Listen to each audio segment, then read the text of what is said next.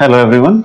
हमने पिछले सेशन में या पिछले वीडियो में हमने ये प्रूव किया था Cauchy's integral formula f is equal to 1/2 pi I c f z over z minus a और dz। मैंने कहा था बहुत इंपॉर्टेंट है और आप इसे कई बार पढ़िएगा। इस पर हमने कई चीजें यूज करी थी। वीडियो बहुत लंबा हो गया था उस दिन, इसलिए मैं ज्यादा बात नहीं करी, आप सुन लीजिए। एक तो ये याद रखिएगा कि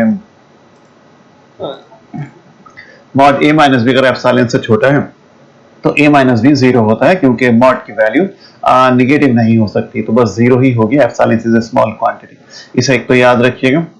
दूसरे गामा मॉड dz ये सरकमफ्रेंस होती है उस सर्किल की जिस सर्किल के ऊपर पूरा इंटीग्रेशन हो रहा होता है। यहाँ इंटीग्रेशन अगर गामा पे है या ये जो भी लिखा हुआ है उसी सर्किल की यहाँ पे रेडियस आ जाएगी, उसका सरकमफ्रेंस आ जाएगा। और एक और 5 इक्वेशन से मैं ऐसे लिख सकता हूँ। देखिए पहले इक्वेशन नंबर 1 क्या थी उसको सोचिए।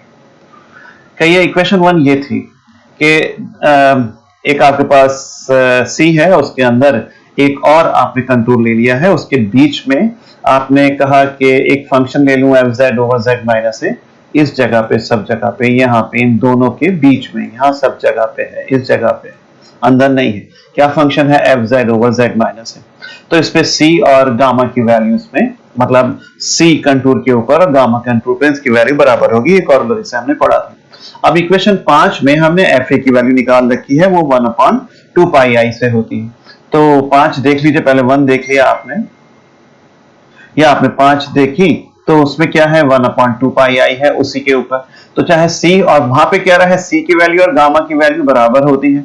तो अगर हम इन दोनों को आपस में मिला दें तो C और गामा की वैल्यू आपस में बराबर है, और 1/2 पाई आई लगाने के बाद ये क्या बन जाती है, ये fa बन जाती है। ये इसलिए बताया जा रहा है कि अभी इसका यूज होगा। उसके बाद आती है गॉसेस मीन वैल्यू थ्योरम। कहते हैं अगर fz एनालिटिक है किसी डोमेन D में, and if circular domain mod z minus z0 less than rho is contained in D। मतलब पहले तो एक डोमेन D है, उसके अंदर z0 पॉइंट के ऊपर एक सर्किल बना हुआ है, तो सेंटर z0 है और रेडियस रो या रो से कम है, जितना भी है, देन fz0 की वैल्यू इतनी होगी।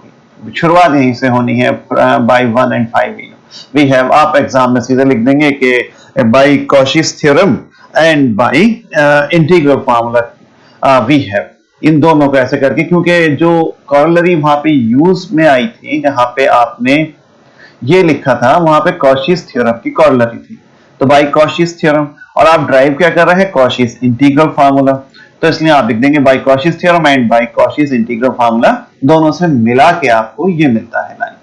अब इसमें ये दिया है gamma mod z minus z0 बराबर रो, मॉड हटा देंगे ये होगा, मैंने बताया मॉड लगाने पर ये फिर से 1 हो जाता है, dz लगाने पर इतना आएगा। इन वैल्यूज को यहाँ सब्स्टिट्यूट करने की कोशिश करें। 1/2 पाई आई fz की जगह पे आपने डाल दिया z0 प्लस रो e की पावर i थीटा और z माइनस z, सिर्फ वैल्यू सब्स्टिट्यूट हो रही है और कुछ नहीं है, और d थीटा में जब आ गया तो 0 से 2 पाई हो जाएगा, बस ये रख के ये रिजल्ट आ जाएगा।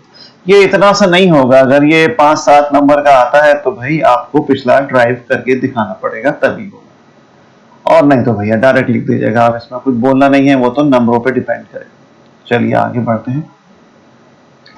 अब extension to Cauchy's integral formula to multiple connected region, ये तो हेडिंग है थ्योरम का। अगर fz एक एनालिटिक है in the ring shape reason bounded by the close curve c1 and c2, तब इतने के बराबर होगा। ऐसा है ना कि fz एनालिटिक है the ring shape reason bounded by the two close curve, एक क्लोज कर्व है c2 और एक क्लोज कर्व है c1। इसके बीच में यहाँ पे इन सब जगहों पे इन दोनों के बीच में यहाँ पे अगर फंक्शन कोई एनालिटिक है, fz is analytic in the ring shape में है, तब fa बराबर इतने के बराबर होगा। बस ये थ्योरम है। पहले अब प्रूफ देखिए, कहता है डिस्क्राइब सर्किल गामा। अब ए पॉइंट के ऊपर आपने एक सर्किल बना लिया है, ये आपने ए पॉइंट के ऊपर एक सर्किल बना लिया है। Describe circle gamma at the point z बराबर a of radius r such that the circle lies in the ring shaped region between the closed curves c1 and c2। इतना याद कर लीजिए कि आपने जो ये बनाया c1 और c2 के बीच में, ये आपका सर्किल लाई करता है। The function fz over z minus a is analytic in the region bounded by the closed curve c1 and c2, then by the Cauchy's theorem। देखिए ऐसा है, ये function f z over z minus a analytic होगा किस region में, bounded by the close curve C1 and C2 में। देखिए जब तक ए पॉइंट इसमें शामिल है तब तक f z over z minus a analytic नहीं होगा। वो क्या हो जाएगा, ए रखने पर तो इनफाइनाइट हो जाएगा, मतलब एनालिटिक नहीं रहेगा, डिफरेंशियबिलिटी होल्ड नहीं करेगी वहां पे। तो आप इसलिए उसको सर्किल बना के बाउंडेड कर देते हैं, उसे अलग कर दिया।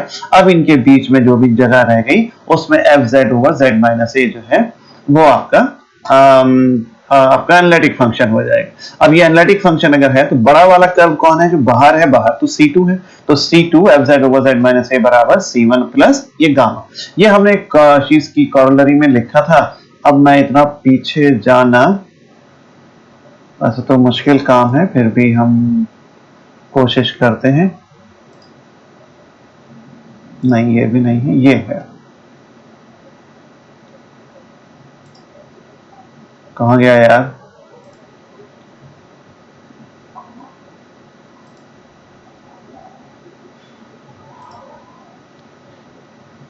कुछ ये आया था C1 और C2 बराबर थे, कॉर्नरी 2 इतनी थी, ये डिडक्शन में था, राइट, ये था C F Z D Z बराबर C1 C2 Cn, जहां पे ये C1 C2 भाई कंटूर C जो है अपने अंदर किसको रखता है, नॉन इंटरसेक्टिंग कंटूर्स को रखता है C1 से लेके Cn तक। तब C बराबर जो होगा वो C1 और प्लस C2 का इंटीग्रेशन और Cn का फंक्शन एफ जेड सब में सेम रहेगा। अब हम अपने पेज पे अगर लौट कर आए तो यहाँ पे क्या हो रहा है, नहीं हम यहाँ नहीं थे, हाँ ये C2 कवर करे हुए है किस किस को, C1 को, गामा को, तो C2 के अंदर C भी है और गामा भी है, तो C2 is equal to he C1 और प्लस गामा, वो जो डिडक्शन वहां पे है उसकी मदद से आया सेम फंक्शन के लिए, जहां पे integration along each curve is taken in the anti clockwise, एक ही तरफ को लेंगे, सब एंटी क्लॉकवाइज डायरेक्शन में। कहते हैं using Cauchy's integral formula we get. अब देखो साहब कॉशीज का इंटीग्रेशन फार्मूला गामा के ऊपर यहाँ पे अप्लाई हो जाएगा, वहां से एफ ए बराबर 1/2 pi i gamma f z over z minus a होता है, क्योंकि जो गामा सर्किल के अंदर ही ए जो है वो शामिल है, तो यहीं पे इसके ऊपर ही आप सिर्फ लगाएंगे कॉशीज का इंटीग्रल फार्मूला, वो आपने यहाँ पे लगा दिया, ये 2 पाई आई और इतना, देखो आसान थ्योरम है, कुछ नहीं, बस उसके बाद एफ ए के लिए सॉल्व कर लीजिए, थ्योरम खत्म हो गया। दोबारा पढ़ते हैं क्योंकि हम पीछे चले गए थे इसमें। फिर से कहिए कि अगर एफ जेड एनालिटिक है किसी रिंग शेप रीजन में जो दो क्लोज कंटूर के बीच में फंसा हुआ है, तब एफ ए इतने के बराबर होगा। तो बस एफ जेड कहां पे है एनालिटिक, कहिए इन दो C1 और C2, और ए एफ ए बराबर इतना होगा, तो ए पॉइंट आपने यहां लिया, एक के ऊपर सर्किल बना के इसको आर रेडियस के सर्किल में बना दिया, फिर वो रिंग शेप्ड C1 और C2 के बीच में मौजूद है, फिर ये फंक्शन जो है ये एनालिटिक होगा इसके बीच में, किसके बीच में, C1 और C2 के बीच में। तो बस कॉशीज के उस कॉरोलरी से या उस डायरेक्शन से C2 जो बड़ा वाला है वो बराबर हो जाएगा C1 और प्लस गामा, अंदर C1 C2 C3 होता कुछ भी होता, बड़ा वाला इज इक्वल टू जो होता है वो बाकी छोटे वालों को ऐड करता चला जाता है, तो वो ऐड होंगे। अब इंटीग्रेशन यहाँ पे एंटी क्लॉकवाइज डायरेक्शन में है, गामा के अंदर क्योंकि ए मौजूद है तो वहां पे कॉशीज का आपने इंटीग्रल फार्मूला लगा दिया और निकाल, उसके बाद एफ ए के लिए सॉल्व कर दीजिए, C2 माइनस ये C1 हो जाएगा, देखिए C2 माइनस ये C1 होगा और एफ ए बराबर निकाल दीजिए। तो यार इसमें कोई मुश्किल नहीं है, मैंने कहा था बस पिछली चीजें याद कर लीजिए, वो वीडियो जो पिछला था वो सबसे इंपॉर्टेंट है। अगला देखिए साहब, अगर फंक्शन एफ जेड एनालिटिक है within and close contour C में और ए कोई भी एक पॉइंट है lying in it, then f dash a इतना होता है। असल में ये कॉशीज फार्मूले का डिफरेंशिएशन होता है। आपने कहा let a plus h be the neighboring point of the point a, then by Cauchy's integral formula we have। देखिए पहले आपने कहा कि फंक्शन z एनालिटिक है किसी कंटूर C में, उसके अंदर एक पॉइंट है a, तो उस पॉइंट a पे भाई जिस किसी के अंदर भी पॉइंट होगा तो f z over z minus a कर दीजिए, तो बस वहां पे एफ ए डिफाइन होता है फंक्शन पे, और ये Cauchy's इंटीग्रल फार्मूले से आप इतना लिख सकते हैं। मैंने परसों भी कहा था, कल के वीडियो में भी कहा था कि पिछले वीडियो में, कि मेन पढ़ाई वही थी, अब तो सिर्फ उनके रिजल्ट यूज हो रहे हैं। और उसके आपने नेबरिंग पॉइंट एक a प्लस एच मान लिया था, तो जहां अभी एफ ए लिखा है उसकी जगह पे एफ ए प्लस एच और लिख दीजिए, तो a जहां जहां था a प्लस एच आ गया, और इसको कंसीडर करिए। कोई सोचेगा यार क्यों कर रहे हैं कंसीडर, असल में एफ ए नहीं निकालना है, एफ डैश ए निकालना है, तो by first principle f dash a कितने के बराबर होता है, कहिए function a plus h minus function a over h, तो जब मैं लिमिट लगाऊंगा h टेंड्स टू 0 तो ये कितना बन जाएगा, ये f डैश a बन जाएगा। तो इसलिए हमने ये चीज कंसीडर करी। इसमें 1/h तो अलग रखिए, फंक्शन a प्लस h की ऊपर से वैल्यू यहाँ डाल दें और f a की पिछले पेज से यहाँ पे वैल्यू सब्स्टिट्यूट कर दें। अब कुछ नहीं रहेगा, दोनों का साइन ऑफ इंटीग्रेशन ऐसे करिए, fz over z minus a common ले लीजिए, होशियारी से लीजिएगा। 1/2 पाई आई तो बाहर ले लिया है, h को जो z माइनस a कॉमन लिया उसके साथ लिख दिया है, कहीं लिखने कोई फर्क नहीं पड़ता। जब z माइनस a कॉमन लेंगे तो यहाँ बचेगा 1 minus h upon z minus, और ये पूरा का पूरा कॉमन है तो यहाँ 1 बच जाएगा। बस इतना सा ही दिमाग लगाना था, बाकी कुछ नहीं है। बाकी तो हमने इसको ऊपर ले गए हैं और ऊपर ले जाके इसको एक्सपेंशन कर दी है बाइनोमियल थ्योरम से। ये सब लिखा हुआ है, h से अंदर ले जाके काट दीजिए, एंड मतलब h कॉमन लेके, मतलब ये पहले तो खोला, ये 1 से 1 कैंसिल हुआ और उसके बाद ये वाला h यहाँ से कटता चला। तो साफ सुथरा लिखा हुआ है, आप भी लिखिएगा इतने साथ। अब बस दोनों तरफ लिमिट लगा देंगे, h टेंड्स टू 0, जैसे लिमिट लगाएंगे h टेंड्स टू 0 तो यहाँ पे h आया है, अगले में h क्यूब होगा कॉमन लेने के बाद, यहाँ पे h स्क्वायर का टर्म, इन सब में h मौजूद है और लिमिट लगाने पर ये सब 0 हो जाएंगे। टेकिंग लिमिट ये आगे के सब टर्म 0 हो गए, तो बस f डैश a जो है वो 1/2 pi I z minus a का होल स्क्वायर बन गया। चलिए एक थ्योरम और करते हैं, थोड़ी मुश्किल थ्योरम होती है, हायर ऑर्डर डेरिवेटिव। ये कई बार आई हुई है, ये वाली थ्योरम तो हायर ऑर्डर डेरिवेटिव एमएससी में भी एक दफा 20 नंबर की आ गई थी, जबकि वहां सिलेबस में ये चैप्टर नहीं है, लेकिन ये है ना कि ये सब आना चाहिए जो एमएससी में पढ़, आपके लिए भी बहुत इंपॉर्टेंट थ्योरम। एफ जेड अगर एनालिटिक है within and on close to C, a कोई भी एक पॉइंट है within C, then derivatives of all order are analytic and given by. अभी एक बार डिफरेंशिएट किया था, अब ये उसने n बार करा दिया है। तो ये बहुत लंबी थ्योरम है, पहले हम 1 के लिए करेंगे। तो वी नो दैट, हमें ये पता है, आप इसको यहाँ पे प्रूव करेंगे, पिछली पूरी थ्योरम यहाँ पे लिखेंगे और लिख देंगे दस result is true for n बराबर 1, क्योंकि वहां स्क्वायर में आया था, यहाँ पे एक लगाओ, एक बार डिफरेंशिएशन में नीचे स्क्वायर हो जाता है, तो n बार डिफरेंशिएशन में n+1 होगा, तो खैर रिजल्ट ट्रू हो गया आपका यहाँ पे 1 के लिए। Let us suppose result is true for n बराबर m। इंडक्शन का यही तरीका होता है। Let us suppose result is true for n बराबर m, तो जहां जहां n था वहां पे m लिख दिया। बस अब m+1 की तैयारी आपको करनी है।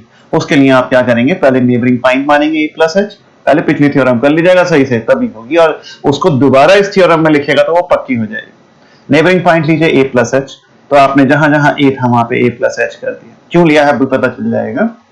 उसके बाद ये कंसीडर कर लीजिए, जैसे पिछली थ्योरम में क्या था, फंक्शन a+h, वहां पावर ये कुछ नहीं थी, ये पावर नहीं है, डिफरेंशिएशन है, वहां पे कोई नहीं था, और fa+h माइनस fa और h डिफरेंशिएट लिमिट लगाने पर एक बार आया था, और जब इस पे लिमिट लगाएं मतलब एक बढ़ जाए, इस पे m पहले से हुआ है, तो ये लिमिट लगाने पर कितना हो जाएगा, ये m+1 हो जाएगा।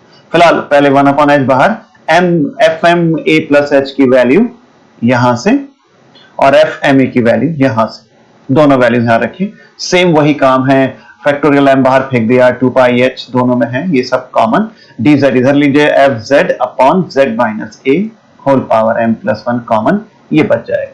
इसको ऊपर ले जाइए और बाइनोमियल थ्योरम से एक्सपेंड करिए, ये वाला 1 प्लस एन एक्स प्लस इतना, तो 1 प्लस एन को इधर ले आइए, एन एक्स, तो दोनों माइनस प्लस हो जाएंगे, फिर एन, एन माइनस 1 फैक्टोरियल 2 खूब आराम से लिखिए, और एच स्क्वायर, और ये आखिर में -1, 1 से 1 कट जाएगा, h कॉमन लेके कैंसिल कर देंगे और लिमिट, और h यहाँ रह जाएगा और अगले वाले में भी h, तो ये तो सब बेकार टर्म है, सिर्फ ये बचेगा m+1 ओवर z माइनस।